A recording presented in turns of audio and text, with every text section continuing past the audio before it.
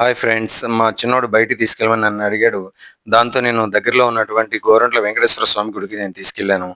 అయితే అక్కడి నుంచి 99 అడుగుల వినాయక విగ్రహం దగ్గరలోనే ఇన్నర్ రింగ్ రోడ్‌లో ఏర్పాటు చేయడం జరిగింది. దానికోసం అక్కడికి వెళ్ళడం జరిగింది. అయితే అక్కడ 10 గంటలకి ఓపెన్ చేస్తారని తెలిసింది. దాంతో మేము పక్కన ఉన్నటువంటి రామకృష్ణ నర్సరీకి కూడా వెళ్ళడం జరిగింది. అక్కడ చాలా పచ్చనైనటువంటి చెట్లు చాలా శోభాయమానంగా చక్కగా ఆహ్లాదకరంగా ఉన్నాయి. అక్కడ వాతావరణం అంతా కూడా.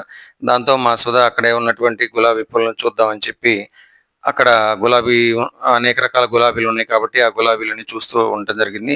తర్వాత మా పెద్దోడనేటువంటి వాడు అటు ఇటు తిరుగుతూ పురాతత్వ శాస్త్రవేత్తలాగా అటు ఇటు తిరుగుతూ ఉన్నాడు. తర్వాత ఇక అసలు 10 గంటలు టైమయింది. దాంతో మేము ఈ యొక్క వినాయక విగ్రహం దగ్గరికి రావడం అనేటువంటిది జరిగింది. ఇది ఈ ఎంట్రన్స్ అనేటువంటిది. సరే, ఇక్కడ మనం జాగ్రత్తగా చూసినట్లయితే ఇక్కడ చూసారు గదా! ఇక్కడ ఆ వినాయకుడి యొక్క 99 అడుగుల వినాయకుడి యొక్క విరాట్ స్వరూపం అది. దాంతో మేము నలుగురం కూడా అక్కడ ఒక చిన్న ఫోటో అనేటువంటిది కూడా దిగడం జరిగింది. ఇక బయట యాగశాల అనేటువంటిది ఏర్పాటు చేయడం జరిగింది. ఈ యాగశాలలో మరి హోమాలనేటువంటివి నిరాటంకంగా జరుగుతూ ఉన్నాయి.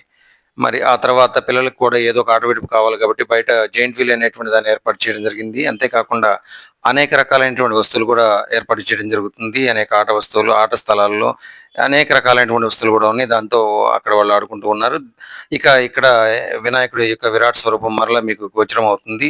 మరి గంగానది నుంచి తీసుకొచ్చినటువంటి మట్టితో ఇక్కడే దాదాపుగా దీన్ని ఏర్పాటు చేయడం జరిగింది. దాదాపుగా ఒక అపార్ట్మెంట్‌కి మించినటువంటి ఎత్తులో ఇది శోభిస్తూ ఉంది. ఇక్కడే వినాయకుడి